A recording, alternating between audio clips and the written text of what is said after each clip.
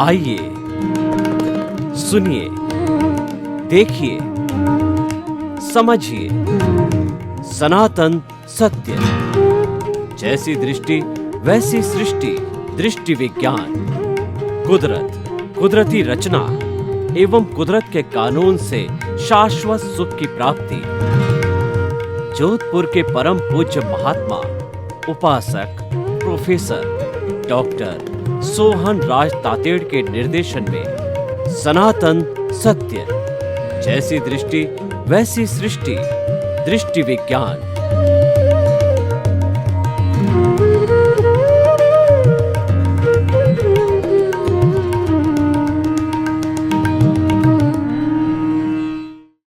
आज का हमारा अति उत्तम विषय संवर निर्जरा दो धर्म। भगवान महावीर ने बताया कि वास्तव में जो धर्म होते हैं वो दो तरह के होते हैं। एक तो संवर होता है और दूसरा निर्जरा होता है। संवर का अर्थ होता है कि जो पापकारी प्रवृत्तियां हमारे भीतर आ रही है उसको आश्रव बोलते हैं। आश्रव एक नाले के रूप में होता है और उस नाले को बंद कर देना संवर कहलाता है। इसको त्याग पचपान भी कहा जाता है और अध्यात्म की भाषा में कहा जाता है कि प्राणी मात्र को किंचित मात्र भी दुख न देना सबसे बड़ा संवर है। और दूसरा धर्म भगवान ने बताया निर्जरा। निर्जरा का अर्थ होता है कि जरण होना। हमारी आत्मा के साथ जो अज्ञान जुड़ा हुआ है, जो कर्म शरीर है, लिंग शरीर है, कॉजल बॉडी है, वो कर्मों का पुलिंदा है। उसमें से कर्म जड़ते हैं, यानी कि हमारे अज्ञानता से जो कर्म अलग होते हैं वो निर्जरा कहलाती है। निर्जरा एक शुद्धिकरण की प्रक्रिया है। जैसे कि कहीं पर मैल जमा हुआ है उसको हम साबुन के द्वारा अलग करते हैं तो अलग होना है, वह निर्जरा कहलाती है। अगर हमारे हाथ पे कोई चीज़ जानवर चिपका हुआ है या कोई चीज़ चिपकी हुई है उसको हम अलग करते हैं तो वो भौतिक निर्जरा कहलाती है। Dissociation of the karma from the soul और फ्रॉम द कार्मिक बॉडी और कॉजल बॉडी इज कॉल्ड निर्जरा।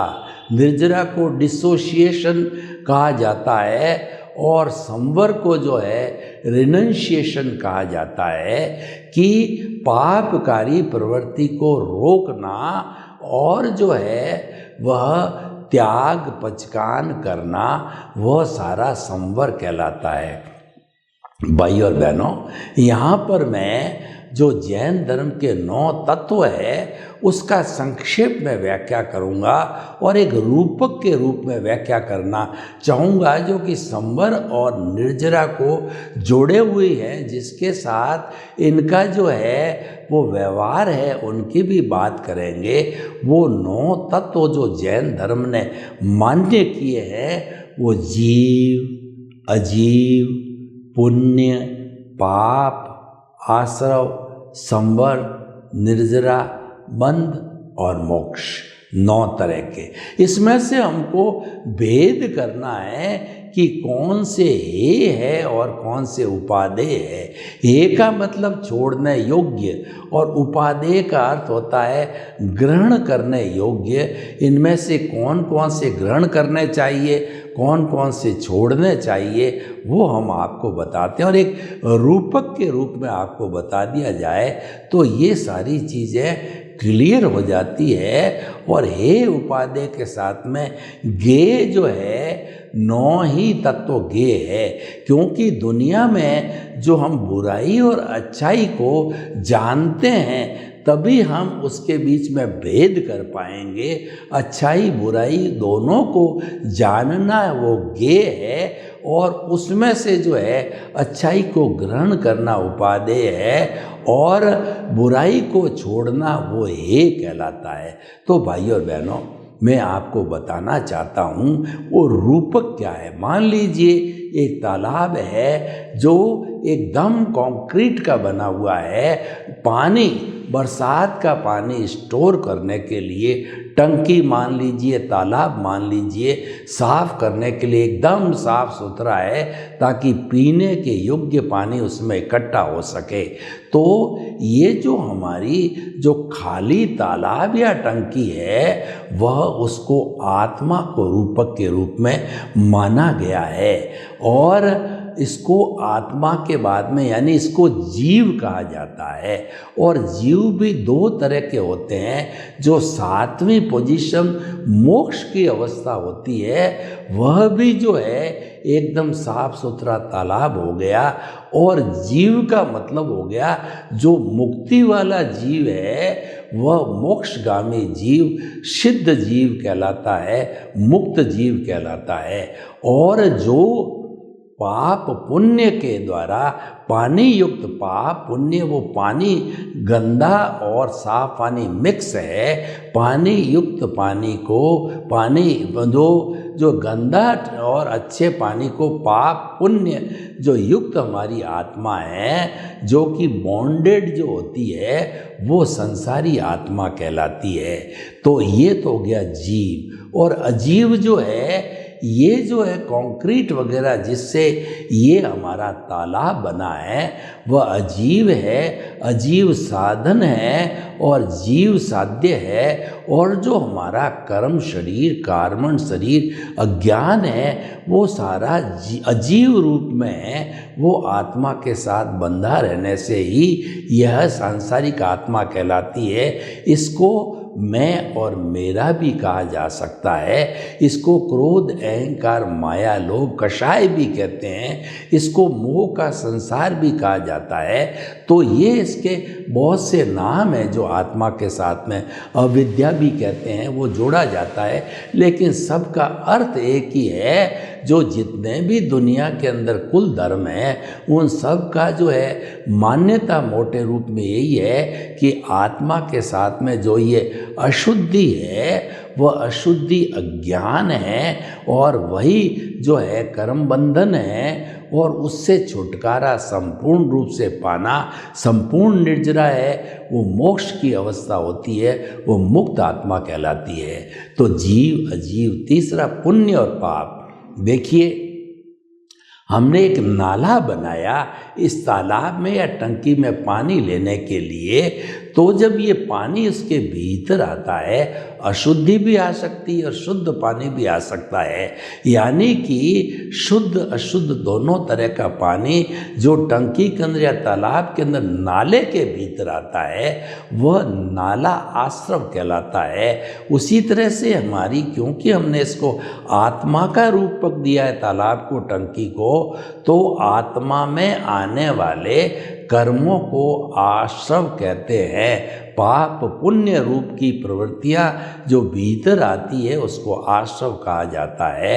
और आगे पुण्य पाप, जो पानी गंदा है वह पाप का है, वो पाप कहलाता है। और अच्छा पानी वो पुण्य कहलाता है। यानी कि ये पुण्य और पाप रूपी पुद्गल जब उदय में आते हैं, उदय और प्रारब्ध होता है, उस वक्त के अंदर ये परिणाम सुख और दुख का देते हैं। सुख का उदय होने पर सुख का परिणाम देने वाले पुण्य के परमाणु कहलाते हैं और दुख का अनुभव कराने वाले पाप के परमाणु कहलाते हैं।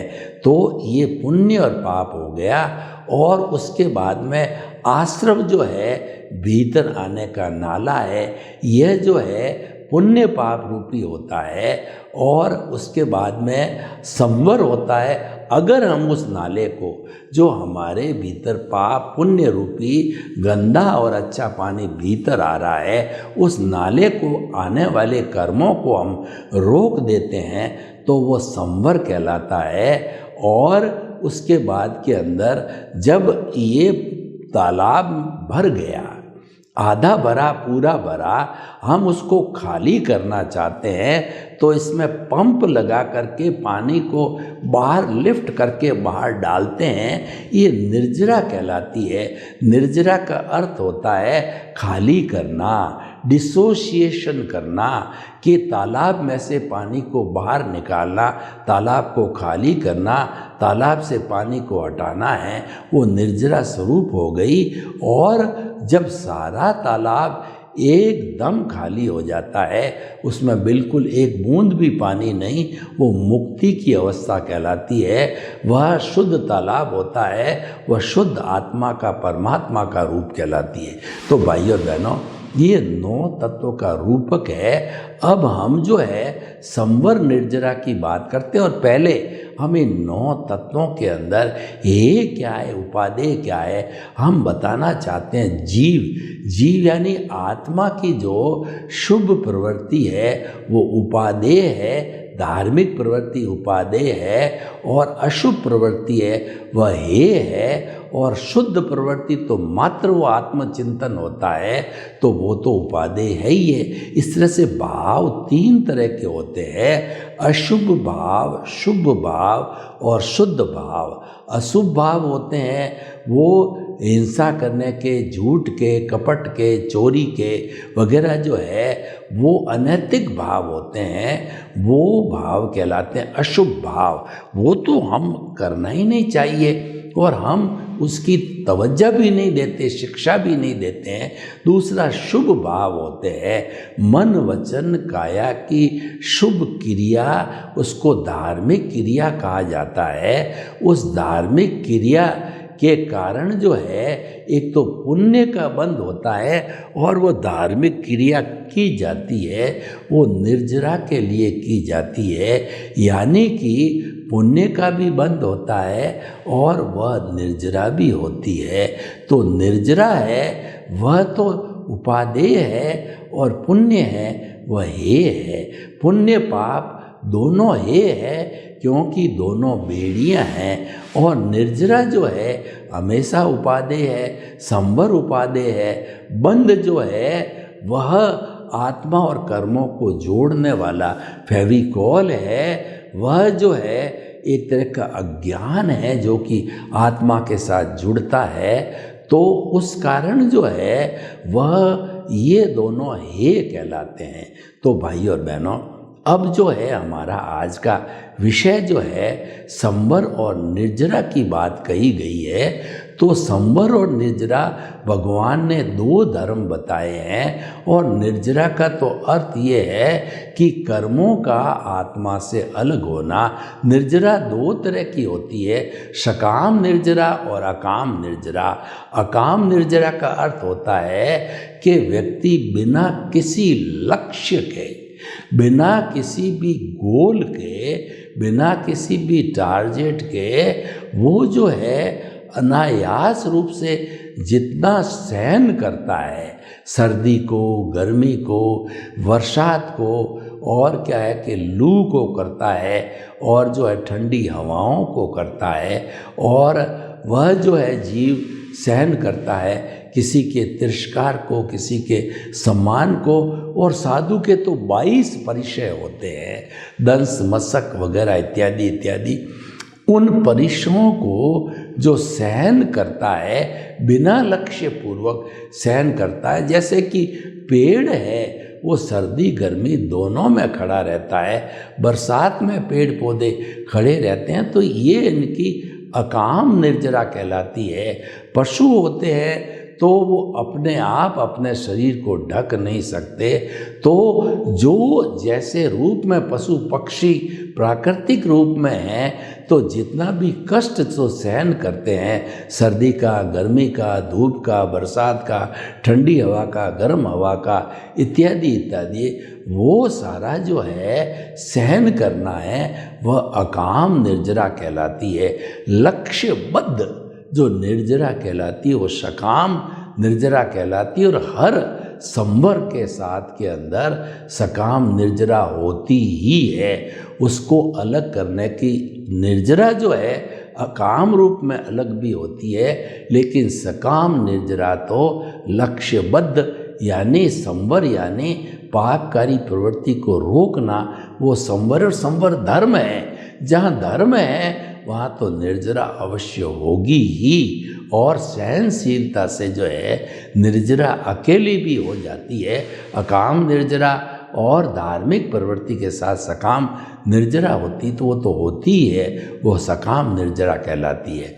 तो भाई और बहनों, जो है संवर और निर्जरा, इन दो धर्मों की हम बात करें तो देखिए, इन दो धर्मों की बात करने के लिए मैं जो है धर्म को 3 भागों में बांटता हूँ। एक तो जो मानव से मानव के बीच का जो सहयोग है, ये मानव धर्म कहलाता है, जो परस्परोपग्रो जीवानाम पर आधारित होता है। यानी कि एक जो है वो कोई भी जीव दूसरे जीव की मदद करता है, एक मनुष्य दूसरे मनुष्य की मदद करता है, वो सारा जो है मानव धर्म है। और मानव धर्म के आधार पर ही जो है हमारा ये समाज बनता है। समाज गिव एंड टेक पर आधारित होता है। व्यक्तियों के समूह को परिवार कहते हैं, और परिवारों के समूह को समाज कहा जाता है, और समाजों के समूह को राज्य या राष्ट्र कहा जाता है, और राष्ट्र के समूह को विश्व कहा जाता है। तो न्यूनतम घटक इकाई है वो मनुष्य है, और जब वो मिलकर के साथ जीते हैं तब वो समाज कहलाता है। तो हम आपको ये बताना चाहते हैं कि इस समाज से जुड़ा हुआ जो धर्म है वह मानव धर्म गिव एंड टेक का है। तो इसमें भी पुण्य और पाप की मान्यता होती है। आपने अगर अच्छा काम किया, किसी व्यक्ति को सहयोग दिया, तो वह पुण्य हो गया, और किसी व्यक्ति को दुख दिया, कष्ट दिया, तो वो पाप हो गया। तो पुण्य और पाप जो है ये मानव धर्म की बात हो गई। अब और उसी से भी जहाँ पाप और पुण्य होता है वहाँ संवर निर्जरा होती है। जब ये पाप और पुण्य अलग होते हैं तब जो है वो निर्जरा कहलाती है। और जो है वो जो है धार्मिक क्रिया के साथ के अंदर ये पुण्य का बंध होता है, और हिंसा आदि अधार्मिक क्रिया के साथ में जो है वह पाप का बंध होता है। तो ये तो हो गया मानव धर्म। दूसरा कुल धर्म होता है। कुल धर्म का अर्थ ये होता है, कोई व्यक्ति जो है जन्म लेता है तो जन्म लेते ही उसको अपने परिवार का धर्म मिलता है, वो कुल धर्म कहलाता है। जैसे कि मैं जैनी हूँ तो जैन धर्म का जो है मैं जो पालन करता हूँ, जैन धर्म मेरा कुल धर्म है। और किसी का जो है वो क्रिश्चियनिटी पालन करता है तो क्रिश्चियन उसका कुल धर्म है। कोई मुस्लिम है तो जो है वो जो मुस्लिम धर्म है वह उसका धर्म है। इस तरीके से कुल धर्म जो है जो जिस परिवार में जन्म लेता है, लगभग 360-65 तरह के छोटे बड़े कुल धर्म आज संसार के अंदर चलते हैं। तो ये कुल धर्म की बात हो गई। और तीसरा जो होता है वो आत्मधर्म होता है। आत्मधर्म सीधा मुक्ति से जुड़ा हुआ है। और कुल धर्म जो होता है वह पुण्य पाप से जुड़ा हुआ होता है। पुण्य जो कुल धर्म भी अच्छा है, कुल धर्म हमको अच्छी गति देता है, मनुष्य गति या देव गति के अंदर ले जाता है। और जो है वो हमारा आत्मधर्म का संबंध सीधा हमारी आत्मा से होता है, आत्मा की शुद्धि से होता है, मुक्ति से होता है। क्योंकि आत्मधर्म में मात्र आत्मा की बात की जाती है, उसके अतिरिक्त कोई बात नहीं होती है। वो आत्मधर्म के केंद्र के अंदर आत्मा होती है और उस आत्मा के केंद्र का अर्थ हो गया कि ये हमारा पिनियल ग्रंथि का केंद्र है, ये हमारा दर्शन केंद्र है, ये हमारा आज्ञा चक्र है। यहाँ पर अगर हम शुद्ध भावों के साथ में आत्मा जो अमूर्त है उसको केंद्र में विराजित कर देते हैं तो ये जीवित भगवान कहलाता है। जैसे कि हम किसी भी शिल्पकार के द्वारा किसी मूर्ति को तराश करके जिन बिंब या भगवान बनाया जाता है, फिर साधु साध्वी श्रावक श्राविका सभी मिलकर के और ये प्राण प्रतिष्ठा करके उस भगवान की मूर्ति की प्राण प्रतिष्ठा करते हैं, कार्यक्रम रखते हैं। उसके बाद में ये जिन बिंब मूर्ति का भगवान, 24 तीर्थंकरों का भगवान, राम भगवान, कृष्ण भगवान इत्यादि का वो बिंब बनता है और जो है वह मूर्ति का भगवान कहलाता है। मूर्ति का भगवान से पुण्य पाप से जुड़ा होता है और जिंदे भगवान का संबंध होता है वो आत्मधर्म से होता है। और आत्मधर्म के अंदर मात्र जो है हम जो तरने का चिंतन करते हैं उसके अलावा कोई चिंतन नहीं होता है। और आत्मधर्म के अंदर हमारा सम्यक ज्ञान, सम्यक दर्शन काम करता है। और केंद्र में जो हमारा प्रभु है उस प्रभु के गुण होते हैं, ज्ञान दर्शन, वो सम्यक ज्ञान सम्यक दर्शन होता है और वो केंद्र में साथ ही रहते हैं। और आत्मधर्म के अंदर हमारे को जो ज्ञान मिलता है, आत्मा का ज्ञान मिलता है, तो उसके ज्ञान के मिलने से जो है हम अकर्ता बनते हैं, निमित्त बनते हैं। और आत्मा के केंद्र में जो हमारी आत्मा है, सनातन सत्य के आधार पर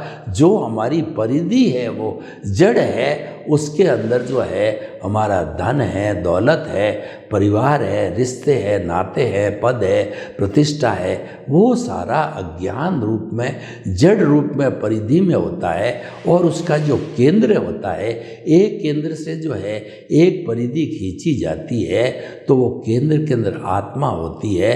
तो हम आत्मा की बात आत्मधर्म में ही बात करते हैं और आत्मधर्म के उसूल अलग अलग होते हैं। तो वो सारे जो होते हैं वो आत्मधर्म के स्थूल जो उसूल होते हैं वो हमको तारने वाले होते हैं, वो हमारे अज्ञान का नाश करने वाले होते हैं। आत्मधर्म में एक ही बात बताई गई है कि जो हमारा ये अज्ञान है वही इस आत्मा को संसार के अंदर भटकाता है और परिधि ही अज्ञान है, परिधि ही जड़ है। और ऐसा बताया जाता है कि मन वचन काया तथा उससे जुड़ी हुई हर अवस्था मात्र कुदरती रचना है और वह व्यवस्थित है और वह जो है जाने वाली है और वह टेम्परेरी है, वो नाशवान है। तो कोई भी परिस्थिति आती वो जाने वाली है। हमारा आयुष्य समाप्त हो रहा है और उसके बाद में हमारा सुख जा रहा है, दुख जा रहा है, वो जाने के लिए आया है, रहने के लिए स्थायी रूप से नहीं है, क्यों वो टेम्परेरी है। और अवस्था होती है हमेशा विनाशी होती है, केवल एक आत्मा ही है जो अविनाशी है, बाकी शेष जितना भी जड़ पदार्थ का जगत है वो सब विनाशी होता है। तो भाइयों और बहनों, हम आपको बता रहे थे कि ये जो हमारा जो दो धर्म है, संवर और निर्जरा, देखिए हमारा जो है ये मन वचन काया तथा उससे जुड़ी हुई हर अवस्था मात्र कुदरती रचना है और वह जो ऑटो मोड से चलती है, यानी जो भी पिछले जन्म का हमारा जो कहना चाहिए कि हमने जितने जितने कॉजेज डाले थे, जितने जितने प्रतिष्ठित आत्मा में भाव डाले थे, तो वो सारे जो भाव है उन पर जब कोट लगता है तब वो लाइव होता है, वो चार्जिंग होता है और वो चार्जिंग हुआ इस जन्म में वह डिस्चार्ज के रूप में, द्रव्य कर्म के रूप में होता है, ऑटो मोड के रूप में होता है, वो मैकेनिकल आत्मा के रूप में होता है। और हमारी जो प्रतिष्ठित आत्मा होती है, अगर वह मात्र जो है आत्मा की बात करे, भेद विज्ञान करे, ज्ञाता दृष्टा करे, जुदापन की जागृति करे और ये चिंतन करे कि मन वचन काया से मुक्त, ऐसा मैं शुद्ध आत्मा हूँ। दूसरा, मैं शुद्ध आत्मा हूँ। मन वचन काया कुदरती रचना है, मन वचन काया कुदरती रचना से मुक्त, ऐसा मैं शुद्ध आत्मा हूँ। इन चार चिंतन को रखता है तो सनातन सत्य वो स्थायी सत्य होता है, और वह व्यक्ति जो है वो संवर की आराधना करता है। यानी हम जितनी जितनी कुदरती रचना को देखते हैं वह हमारा संवर है, और वह संवर जो है वो होते होते जो है हमारा जो है वो संवर, हर संवर के साथ में निर्जरा होती ही है, तो अज्ञान का नाश होता रहना है, ये निर्जरा कहलाती है। यानी कि जब हम कर्ता से अकर्ता बने, निमित्त बने, निमित्त निर्दोष अकर्ता और शुद्ध आत्मा बने, हमने माना कि सारी दुनिया के लोग जो है वो सारे निमित्त है, और उनका शासन जो करती है वो कुदरती है, तो निर्दोष है, वो अकर्ता है। क्यों नहीं? कर्ता तो केवल कुदरत है, अकर्ता तो मात्र जो है वह हमारी जो है वो अकर्ता हमारी व्यवस्थित शक्ति है, साइंटिफिक सर्कमस्टेंशियल एविडेंसेस है, बाकी सब निमित्त होते हैं। तो निमित्त बनने से जो है हमारे कर्मों का जुड़ना बंद हो जाता है, क्योंकि जो निमित्त हम जो है कर्ता बनते हैं वो मिथ्या ज्ञान, मिथ्या दर्शन होता है, और सद्गुरु और ज्ञानी पुरुष है हमारे भाग्योदय से हमारे जो है वो अनंतानुबंधी कषाय को भस्मीभूत करके और हमें निमित्त बना देते हैं। नो ऑनरशिप नो डिवरशिप का अर्थ हुआ कि हमारा जो मोहनीय कर्म, जो अज्ञान का रूप है, वो काफ़ी डाइल्यूट हो जाता है, क्योंकि दर्शन मोहनीय की चार अवस्थाएं होती है। अनंतानुबंधी है वो हमारे कर्मों का अर्जन करने वाली होती है, और दूसरा प्रत्याख्यानी, अप्रत्याख्यानी और संजलन, तीन तरह की शाखा होती है। तीन तरह का जो स्थितियाँ होती है हमारे मोहनीय कर्म की, वो तो तीन इतनी डाइल्यूट होती है कि उसको डिस्चार्ज की तरफ से आराम से भुगतान किया जा सकता। तो भाई और बहनों, हम आपको बता रहे थे कि संवर और निर्जरा, संवर पूर्वक निर्जरा, बंध पूर्वक निर्जरा कैसे होती है कि देखिए हमारा जितना भी ये भुगतान हिसाब चल रहा है, हमारा जो है द्रव्य कर्म के रूप में पुराना भाव कर्म कोटेड करके कॉजल बॉडी बनी है, उसका भुगतान इस जन्म में होता रहता है, वो सारी निर्जरा कहलाती है। जितना भी उदय और प्रारब्ध है वह निर्जरा कहलाती है, और ये बंध पूर्वक निर्जरा होती है। क्योंकि बंध पूर्वक निर्जरा किसे कहते हैं कि हमारा जो ये चल रहा है, जितना भी हमारा जो है प्रारब्ध और ये जो है हमारा उदय चल रहा है, ये सारा बंध पूर्वक जो बंद होता है, बंध पूर्वक में, और संवर होता है। यानी कि हमारे नो कॉजल बॉडी, उसी से ही कॉज नहीं पड़ेंगे तो आत्मा सिद्ध बुद्ध मुक्त बनती है। तो दो धर्मों को हम जीवन में पालन करके सिद्ध बुद्ध मुक्त बने, आपके प्रति जो है हम ये कहना चाहते हैं कि सभी जनता के, सभी लोगों को सुख मिले, शांति मिले, आनंद मिले, प्रेम मिले, और सभी अपने कर्मों की निर्जरा करके शाश्वत सुख को प्राप्त हो। आपके प्रति मंगल भावना। ओम शांति।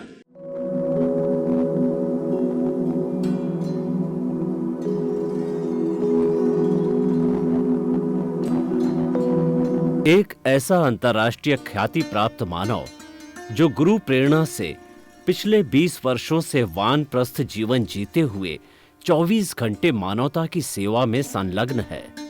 एक ऐसा मानव जो अभी राष्ट्रीय, अंतर्राष्ट्रीय टीवी चैनलों पर 7,500 एपिसोड के माध्यम से सनातन सत्य, आत्मविज्ञान एवं पुनरुत्थान, व्यवहार एवं निश्चय जगत के जीवनोपयोगी विषयों पर हृदय स्पर्शी प्रवचन कर चुका है।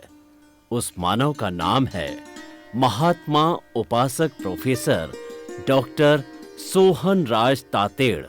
प्रोफेसर तातेड़ द्वारा योग, दर्शन, शिक्षा विषयों पर रचित पीएचडी स्तर के 250 शोध ग्रंथ भारत के 100 प्रतिष्ठित विश्वविद्यालयों में शोधार्थी पढ़ रहे हैं तथा वे सभी शोध ग्रंथ वहां की सेंट्रल लाइब्रेरियों में उपलब्ध हैं।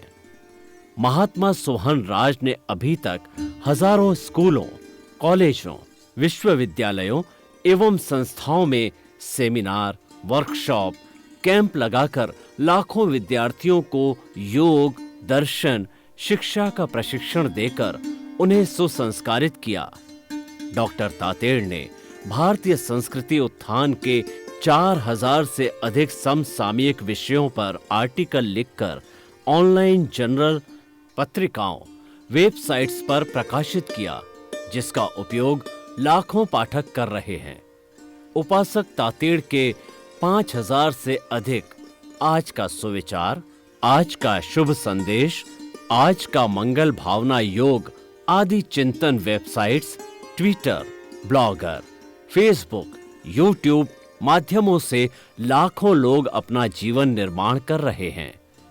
मानवता के मसीहा ऐसे महामानव महात्मा सोहन राज तातेड़ के प्रोफाइल को अभी तक विश्व के 20 लाख दर्शक यूट्यूब पर, 12 लाख गूगल पर एवं लाखों दर्शक फेसबुक, ब्लॉगर, ट्विटर और इंस्टाग्राम पर देख चुके हैं।